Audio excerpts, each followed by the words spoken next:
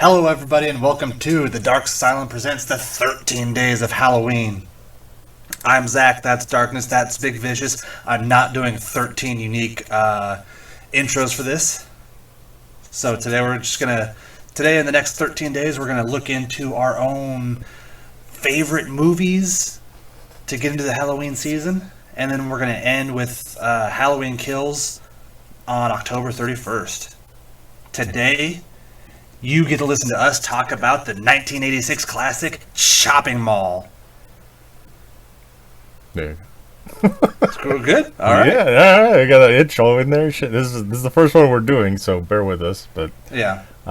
Shopping Mall, 1986. This was one of. And I use the word classic with massive quotes. This is one of Big V's picks.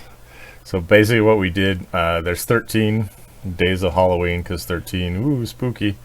We all agreed on Halloween Kills to be one of them, and then we all divvied up the other four for each of us. So this one is Big V's pick. So V, why do you love this movie? Well, I picked it. I mean, it's one of those, your 80s movies. They're always like, back then there was a lot of camping movies and like in the woods, but this was unique. It was in a mall. It was, your typical teenagers doing their things, and then your electronic basically goes bad. It always electronic in a lightning storm. Yes.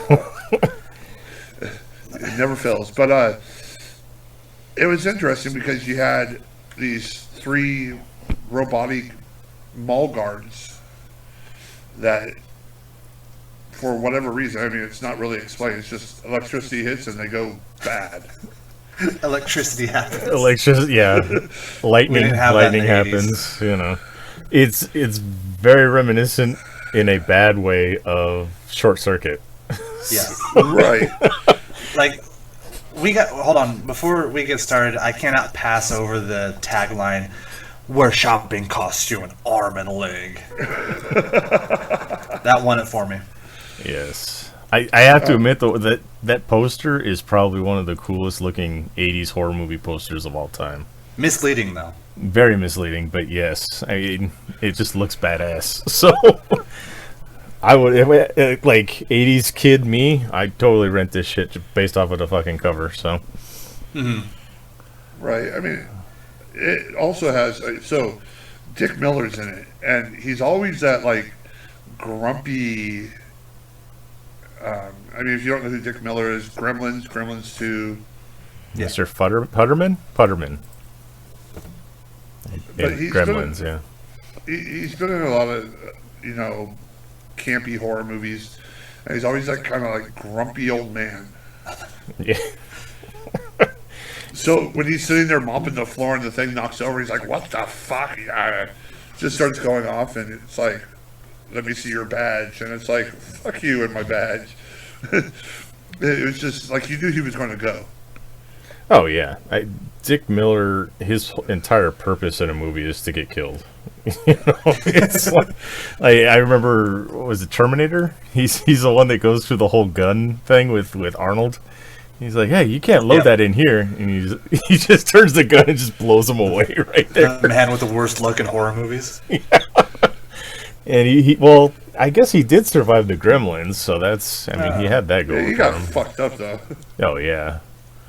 I think it's because I was talking to Darkness about this. All our picks kind of show the generational gap between all of us, and I think with this one, it's kind of a shame that like goofy horror movies have kind of gone out of style. Yeah. Oh, yeah. I mean, horror was created off of basically that campy. I mean. Yeah, it's a cliche. The 80s was just full of every movie was the same thing, just a different genre. It was a bunch of teenagers getting drunk, doing something they're not supposed to do. But it's now going into, it's losing the guidelines for what horror should have been, or should be. That damn Scream came around and changed everything. For as much as Scream got horror back on track, it derailed it a lot of ways too. But yeah. So the thing about Back this in my day. yeah. So I was watching this movie because I've seen it before, but we started to rewatch them for this series of mini pods or bonus pods, whatever you want to call them. As a kid, I actually went to this mall. So Shit. it's the Beverly Center in Los Angeles is where they filmed it. It's where they filmed the exterior shots, at least. I don't know if it was an actual mall on the inside. So Did it get struck by lightning? I don't know. It might have. And then killer robots were chasing horny teenagers around? Yeah.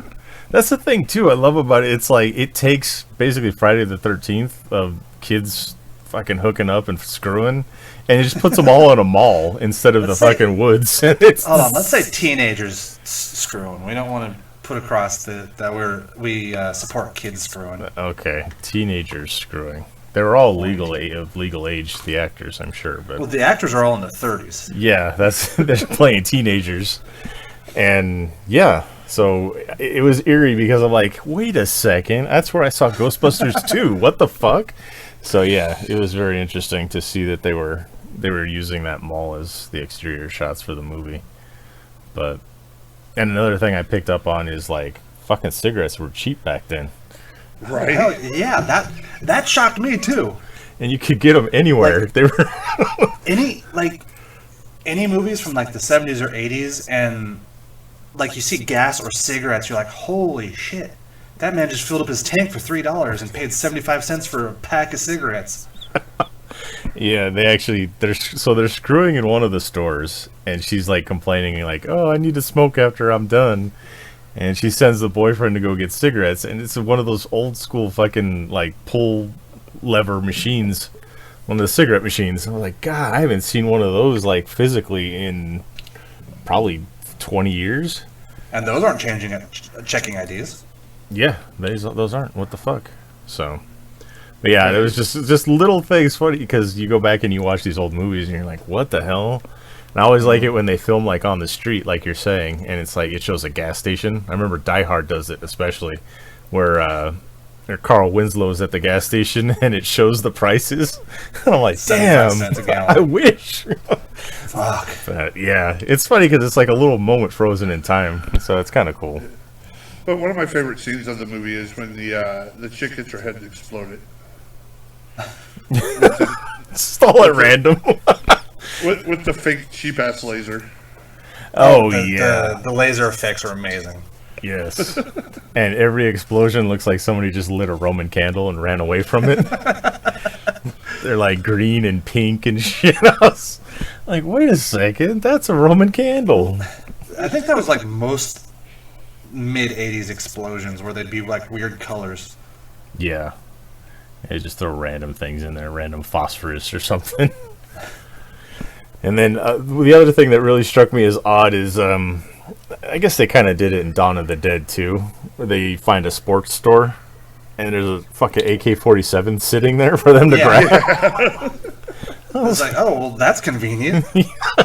So they get shotguns, they get AK-47s, they get, In a mall. in a mall in the 80s. If I remember correctly, the one kid grabbed a fucking revolver.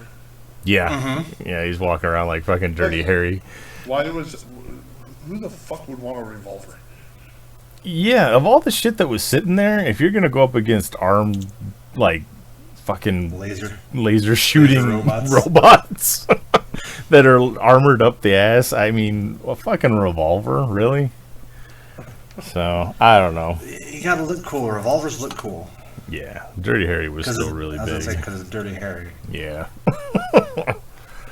But, I mean, yeah, the movie was fun. It was fun to kind of go back and watch it because it had been a while since I'd seen it. The nostalgia factor alone, like, you know, just the old stores that don't exist anymore, the old, you know, all that crazy shit that's not even there. But malls in itself right now are pretty much dead, so. Yeah, they're getting that way. Yeah. But, yeah, to place a horror movie in a mall, it worked. They could have done more, but Fuck it. It just, I kind of wish I picked this movie, but I'll probably pick it next year if we're still going. This side, the part in Jason X where it has the two campers. Yes. You want to smoke pot? You want to do premarital sex? That was pretty much this movie. Yes. And this is the only other movie I could think of that's got Kelly Maroney in it, who was in Night of the Comet, which is one that I kind of watch on a regular basis, like every few years. Is that one another one of your obscure crushes? I don't know. It might be, but no, I kind of doubt it. It's just the only other movie I remember seeing her in. So she basically walks around like she's from Lollipop Chainsaw in that whole movie. So it was kind of funny to see her show up again. I don't remember seeing her in anything else. Who do you think had the better head exploding scene? This movie or Scanners? Oh, it's Scanners. That's for me. Nah. No? That whole movie revolves around that fucking scene. If you've never seen Scanners, you've seen that scene. Yeah, that's what I'm saying. It's like it's on the fucking cover. I was going to say, even if you haven't seen Scanners, you've probably seen that scene. Yeah. Yeah. So, yeah. What was it? Wayne's World? It's like, dude, you remember that scene in that movie Scanners where that dude's head blows up? It just shows Garth like standing there. Yeah. So good. I'm gonna watch that when we're done. Fucking Wayne's World? Yeah. We started off on a review for Chopping Mall and we ended up watching Wayne's World. That's how our weird ADHD works. Yeah. You ever ripped out a man's beating heart in the middle of the cold? And Ed O'Neill is awesome in that one. Ed O'Neill's awesome at everything. Yes. No, Mr. Donut Man, please don't kill me. We're supposed to be talking about Chopping Mall. Chopping Mall, sorry. Right. Get off on tangents and shit. Once again, if you want to, watch a good, can you say a lot of the classic 80s were good? Maybe a handful. This has like 80s cheese all over it, and I kind of loved it for it. That's what I'm saying. That's what I love, like going back and watching some of these old horror movies, is the cheese to them. You're like, when I was a kid, this fucking creeped me out. This freaked me out. Now you're like, holy fuck. Yeah. I kind of want to talk about this on the main show, but as long as we're like talking about that, is there any like movie just by the cover that scared the shit out of you? Because this probably would have been one of the ones that I would like if I went to the movie store in the horror section and looked at this one. No, that one's much too scary. But then, like coming up as an adult, you thought was stupid. Yeah, I'm trying to think of what the movie's name is. My big one was Critters. Oh, fucking Critters. When I was a kid, that cover scared the shit out of me. Same with Shocker. Was it Shocker? Oh yeah, Shocker. Why would the cover scare you all night? It's a man in an electric chair. I don't know why. It just did. It's just got. I was a kid. I don't have to make sense. Don't make me explain my trauma to you. What the fuck? Yeah. So there was one that freaked me out. It was called The Company of Wolves, and I never actually saw the movie. I just remember the fucking cover so vividly because it's like this chick. I think it's a chick. I don't even know, but their mouth is like fucking being forced open by a werewolf snout coming out of their mouth. Oh shit. And it freaked me the fuck. Like I see it like on the rack, and I just fucking run past it real quick if I noticed it. That sounds like that sounds like the Dead Alive cover minus the werewolf snout. Dead Alive has a skull. That's kind of what I was thinking. Yeah, it's similar. It's because I love Dead Alive. Dead Alive was fucking a great movie, but yeah, that cover tripped me out though. But the cover of Fright Night also got me like. The whole like fucking head in the clouds. Oh, that's a badass fucking picture though. I love it. If I could find a poster of that, I'd fucking buy it today. That and was it Night of the Living Dead 2? Oh yeah, that's fucking horrifying. Yeah. Yeah, that one freaked me the fuck out a lot when I was a kid. That freaks me out in my 30s. I'm like, what the hell is that? But yeah. So. Anyway, yeah. Anyway, shopping mall. Back to shopping mall. Oh, it's going to be a long recording session. Is it? I don't know. These are bonus pods, so they don't have to be good. Bonus. It's not like they're paying They for the do have to bonus be good. ones. Oh, okay. So, yeah, I mean, it's pure 80s cheese. I loved it. It's, it was fun to go back and revisit it, like I said. It's a movie that, like, if I'm going to recommend an 80s movie, that's one of them. And it's one of those that I'll watch maybe every couple of years, not, like, constantly. Yeah. But it's fun. Yeah.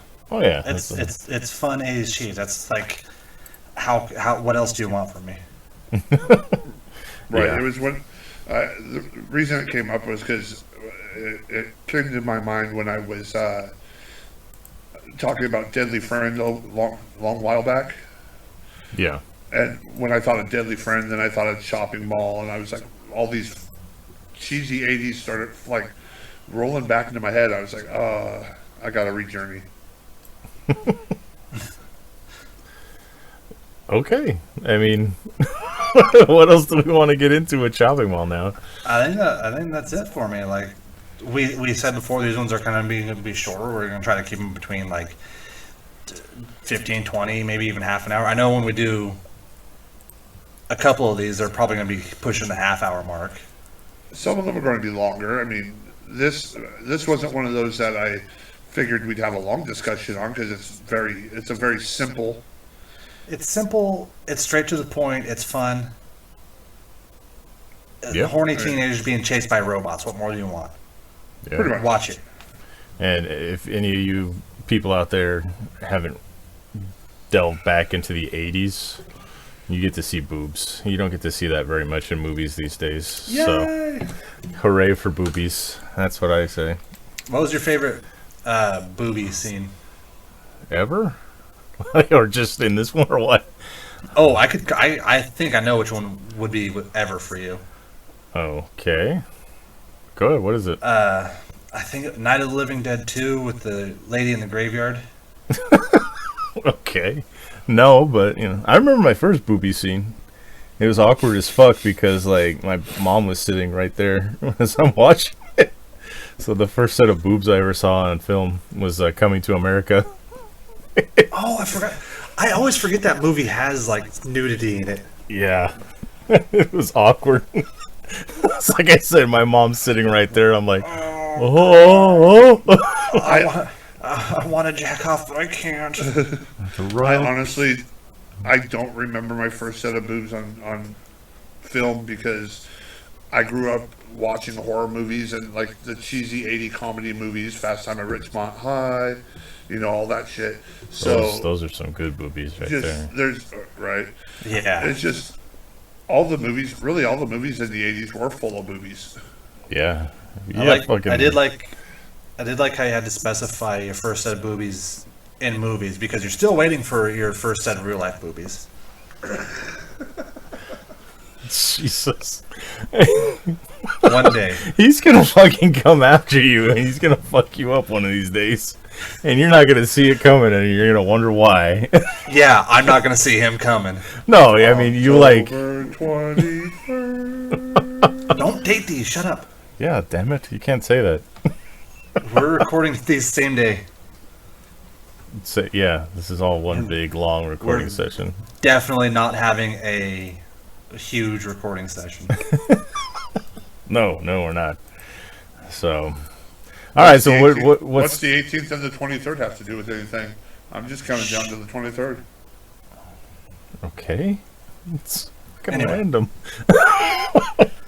All right, what rating would you give it, V? What out of we'll say 5. 5 severed heads. What was that? What would you give it out of 5 severed heads? How many? Ooh, I'd give it a 3. Scoring system. Give it a 3. 3 severed heads. Yeah, Yes. you know what? I'm pretty much right there with you on that one. I mean, for what it is, for the cheese and the fun factor and everything like that, yeah, I give it 3 severed heads. Right. It wasn't I'm one gonna of give it those movies. 3.5. Ooh, you Nice. overrated it. Well, you guys both seen this before, and this was my first viewing of it, so I think I got more enjoyment out of it. Okay. Makes sense. Yeah. I mean, fuck it. There you go. So are we? This is the first one we're doing, so we don't know how it's gonna end.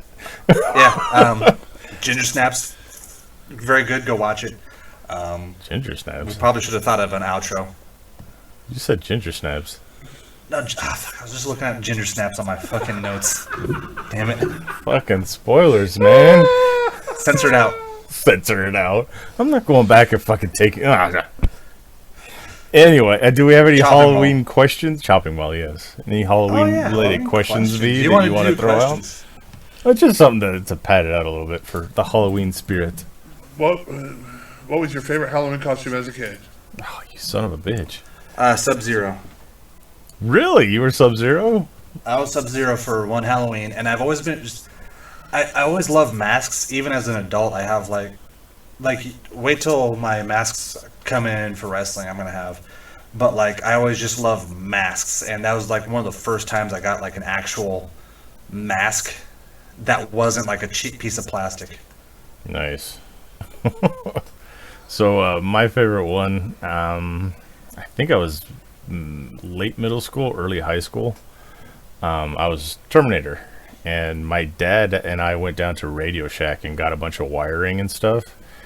And he took a mold of my face, and he wired in a red LED light, and he spray painted it and foiled like over it so it was silver, and he glued it to my head. And I had the jacket and the squirt gun that we spray painted black and everything, and that was probably one of the best looking and most badass costumes I'd ever had.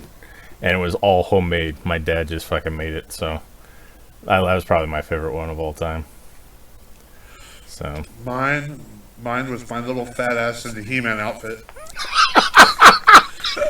can you imagine Big V? Oh, Here's the thing. Now, I don't know if Zach will really remember these or know about these, but Darkness, you remember how our costumes were made out of that kind of stretchy plastic with the hard plastic, not hard plastic, but the crumbly plastic masks? yes. They were The little white elastic band. Yep. Those So you they had were to- they were vinyl. The costume itself was vinyl.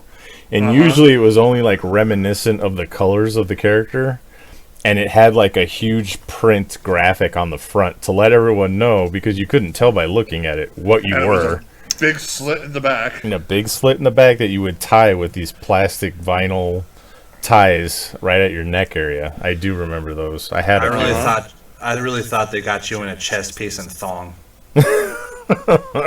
Nope. You see, that all came later. Whoa. the well, chest no. piece of thong. No, once you got older, they had like better things. Like they came out with the same stuff they made the masks out of, but you could buy the chest piece. Yes. This one was just a smock. Yeah, Basically, so yeah. you put it on and it stretched out, so like the colors got faded even more because it was like stretching, and by the end of the night it was tattered and your mask had a big crack in it. And Yeah, that little tiny piece of white elastic that would hold it to your face would always break. Yeah. so that would either snap or break off the fucking mask. Just snap you in the fucking eye. Yes, it would. And sometimes, like, you get pushed in the face or you'd, like, run into something because you didn't get a lot of vision with those things.